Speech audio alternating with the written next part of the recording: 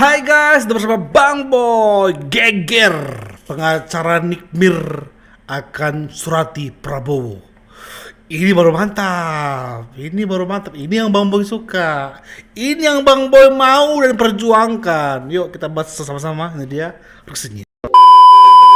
Saya berkeyakinan, saya katakan hari ini setelah membaca, mendengar tuntutan, keyakinan kami penasihat hukum Nikita semakin kuat bahwa Nikita akan bebas. Keyakinan itu dibuktikan dengan adanya pertama dakwaan. Dakwaan bicara soal produk. Tapi di tuntutan bahasnya masalah pribadi. Itu ya.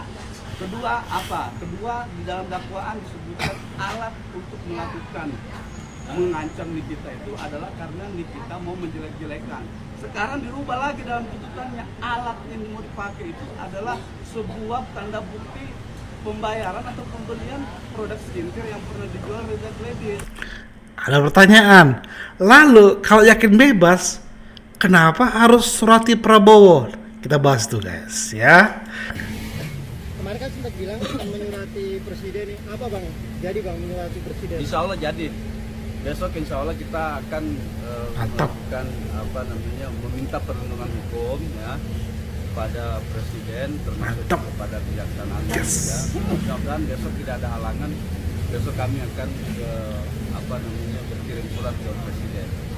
Apa aja bang poin-poin isi suratnya? Ya intinya dalam surat itu kita minta bahwa perlindungan hukum terhadap Nikita atas proses hukum yang dialami dia ini itu kan terdapat beberapa kejanggalan. Nah kami meminta kepada Bapak Presiden ya, kepada Jaksa Agung untuk memperhatikan persoalan ini gitu kan, jangan sampai kemudian persoalan ini menjadi presiden buruk bagi penegakan hukum kita. Itu sebenarnya harapan kita supaya perkara ini diperhatikan, supaya masalah ini tidak berlarut-larut. Dalam arti berlarut-larut itu adalah terkait dengan adanya proses-proses hukum yang menurut kita itu tidak menjadi relevan gitu kan.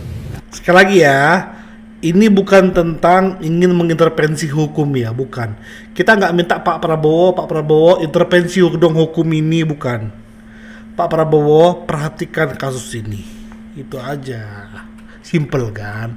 Memperhatikan doang kok, melihat doang, ya enggak. Seperti tadi juga diambil lagi kasus yang tahun berapa, dikupas di sini di dalam pledoi, itu kan persoalan lain, ngapain sih dibawa-bawa ke dalam urusan gitu loh.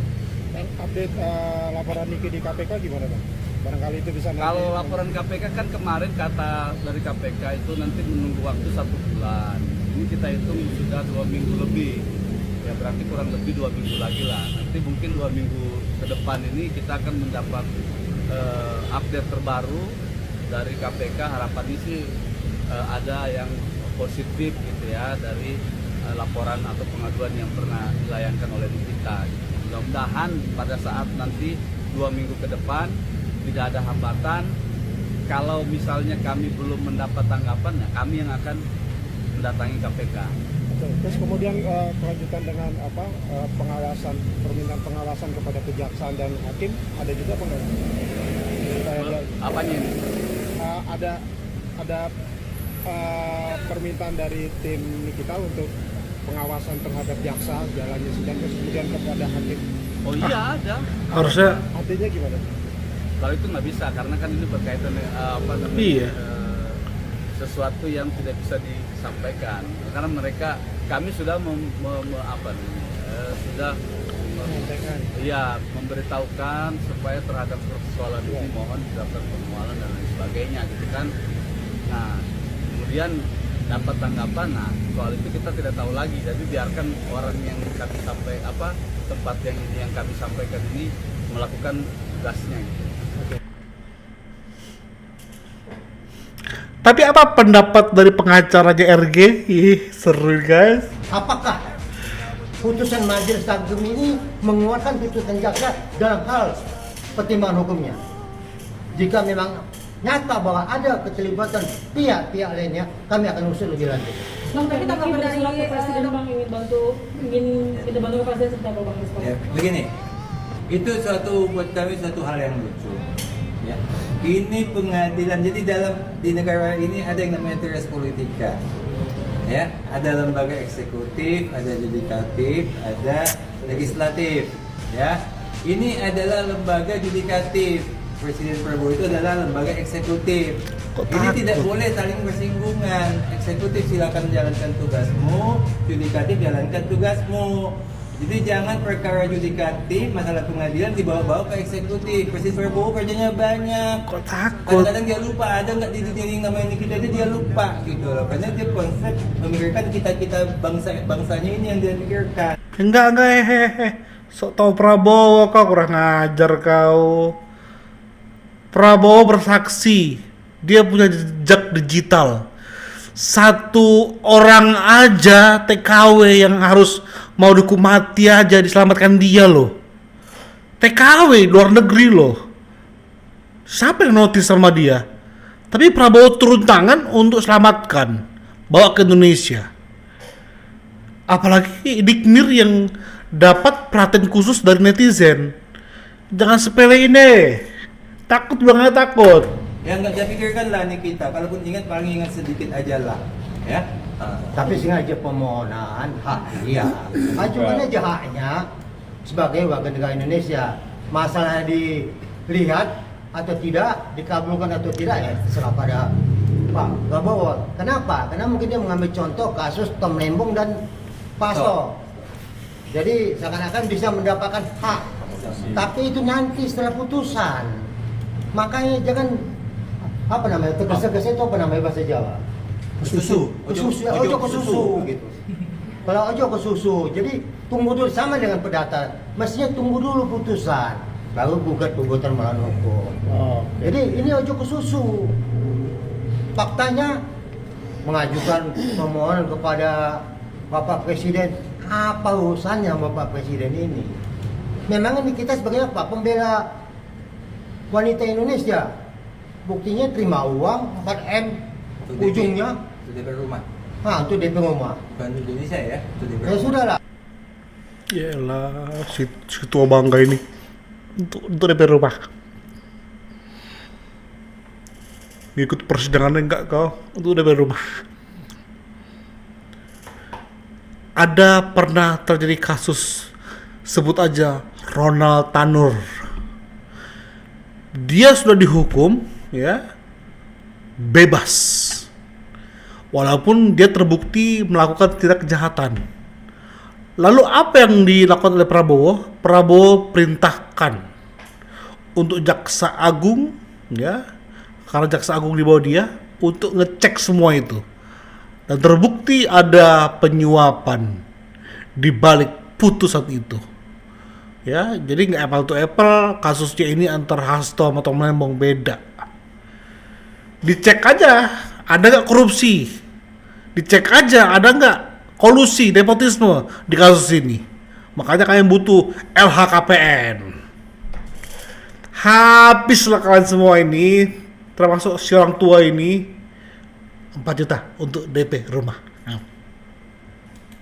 Ya, berhubung dikarenakan ada beberapa masukan atau tanggapan dari masyarakat dalam TikTok saya beberapa waktu lalu dalam kaitan perkara yang sedang dihadapi oleh saudari kita Nikita Mirjani di Pengadilan Negeri Jakarta Selatan.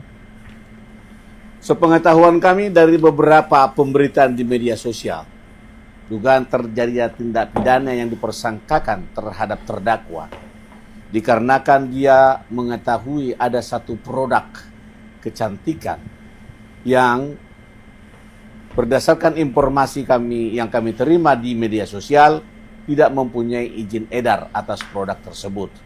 Dengan dasar itulah saudari Nikita Mirjani menyampaikan kepada si pemilik produk itu bahwa produkmu ini tidak mempunyai license atau apapun bentuknya yang disampaikan, sehingga terjadilah di sana dugaan tindak pidana pemerasan.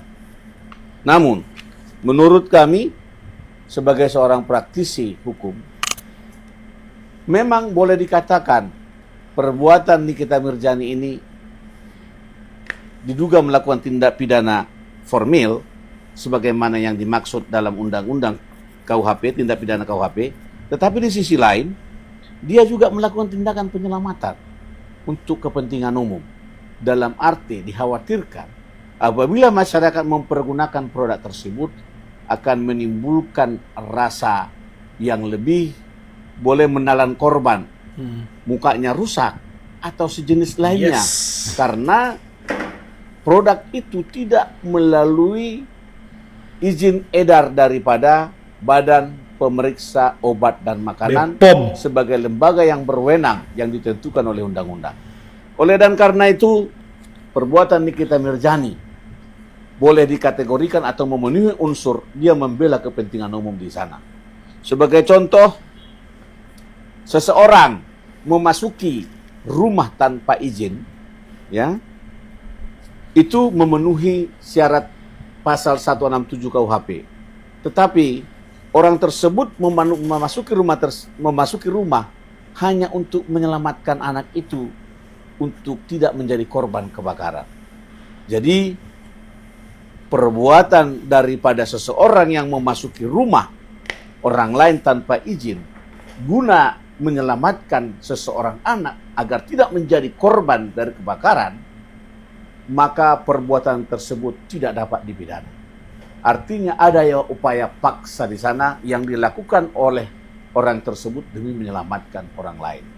Oleh dan karena itu kami berpendangan bahwa seyogianya lah si terdakwa ini, ya, boleh nanti disangkakan atau diterapkan pasal 50 Kitab Undang-Undang Hukum Pidana menyatakan barang siapa melakukan perbuatan untuk melaksanakan ketentuan undang-undang tidak dipidana. Dalam hal ini bahwa apa yang dilakukan oleh Nikita Mirzani terhadap satu produk tertentu yang tidak mempunyai izin edar, maka perbuatan Nikita Mirzani boleh juga dikualifikasikan sebagai perbuatan yang untuk melindungi kepentingan umum agar tidak terjadi korban masyarakat sebagai pengguna satu produk tertentu dalam kaitan produk kecantikan atau sejenis lain. Bapak ini cerdas. Kenapa Bang bilang cerdas? Karena kecerdasannya sama dengan kecerdasan dari PH-nya Nikmir. Kuncinya di mana? BPOM. Tapi si BPOM kurang ajar itu si siapa itu ku? Saya lupa tiba-tiba namanya guys. Bapak siapa itu? Taruna. Keselnya gue banget. Ini harusnya bisa selesai karena ingat, memang terlepas dari ini korupsi, ini penyuapan atau tidak, ada produk yang dipermasalahkan. Ya, harusnya BPOM enggak mode-mode nunggu, harusnya aktif dong. Untuk memerangi ini gitu loh. Ya, ini bahayanya sama kan. Mau bahaya ke makanan, entah bahayanya skincare, semua sama-sama berbahaya. Makanya omongan pengacara 3 orang ini, Bahkan kita bebas. Kita tunggulah hasilnya. Nanti ini Kamis besok adalah pemeriksaan saksi ahli sekaligus pemeriksaan terdakwa. kau bilang juga lah sama si Fitri itu kurang ajar. Ya, Fitri memponis bla bla bla, bilang sabar, tunggu saja. Bilang kayak gitu juga. Ke orang yang membayar kau nggak bisa kau ngomong gitu.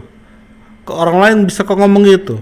Mulutmu seharga profesimu aja. Harusnya ada di levelnya si Prof Otto, ya.